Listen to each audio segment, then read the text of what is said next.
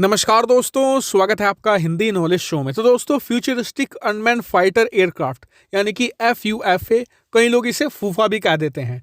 तो अब से 8 दिन पहले मैंने इस पर वीडियो बनाकर सब कुछ बताया था इसके बारे में, जैसे कि ये भारत का जो M का लड़ाकू विमान है या फिर अमेरिका का F-22 है, F-35 है, उससे भी कहीं ज्यादा एडवांस होने जा रहा है। लेकिन उस वीडियो में कई लोगों को कंफ्यूजन ये हुआ और ये सवाल पूछा कि देखिए, ड्रोन के अंदर भी पायलट नहीं बैठता है, इसके अंदर भी पायलट नहीं बैठेगा, तो फिर इसे ड्रोन क्यों नहीं कह रहे हैं, इसे एक फाइटर एयरक्राफ्ट या लड़ाकू विमान क्यों कहा जा रहा है। और ये सवाल बहुत सारे लोगों ने पूछा था, तो इसका आंसर मैं दे देता हूं। देखिए, जो ड्रोन होता है ना, उसका काम क्या होता है? सिर्फ जमीन पर हमला करना।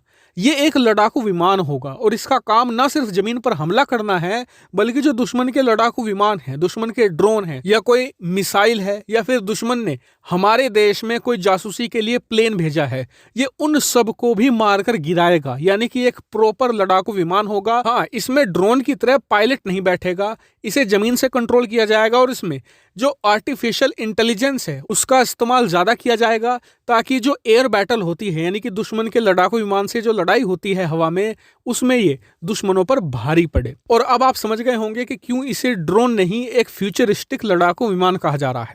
तो खैर, मैंने उसी वीडियो में आपको ये भी बताया था कि जल्द ही इसका परीक्षण किया जाएगा, इसके टेस्ट शुरू होंगे। और आज आपको जानकर बहुत खुशी होगी कि इसके 2 टेस्टों को लेकर बहुत बड़ी खबर आई है।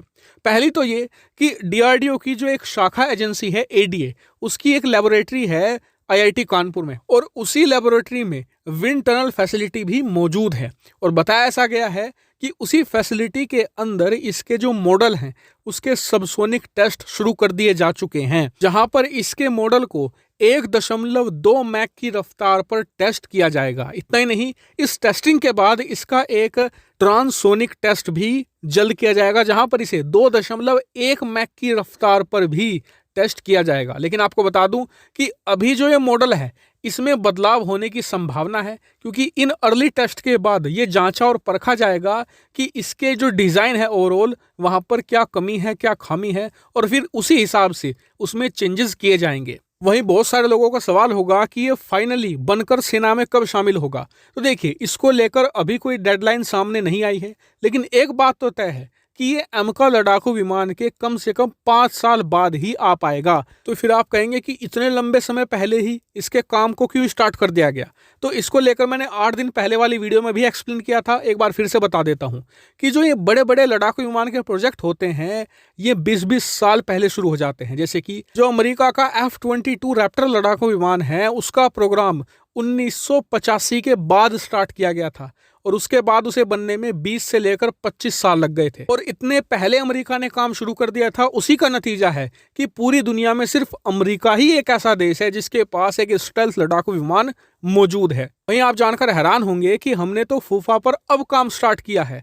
अमेरिका अब से 5 साल पहले ही ऐसे ही प्रोजेक्ट पर काम शुरू कर चुका है और वो FA-XX नाम का 6ठी पीढ़ी का लड़ाकू विमान तैयार कर रहे हैं। और इसीलिए उम्मीद जताई जा रही है कि जब अमेरिका दुनिया का पहला 6ठी पीढ़ी का लड़ाकू विमान तैयार करेगा, उसके ठीक 2-3 साल बाद ही भारत का भी 6ठी पीढ़ी का लड़ाकू विमान FUFA तैयार हो जाएगा। तो इससे आप समझ गए होंगे कि भारत इतना अर्ली इस पर तैयारी क्यों कर रहा है। हालांकि इस पर आपका क्या मानना है, कमेंट करके जरूर बताएगा। साथ ही वीडियो को शेयर कीजिएगा और चैनल को सब्सक्राइब करना बिल्कुल भूलिएगा। Thank you very much for watching video.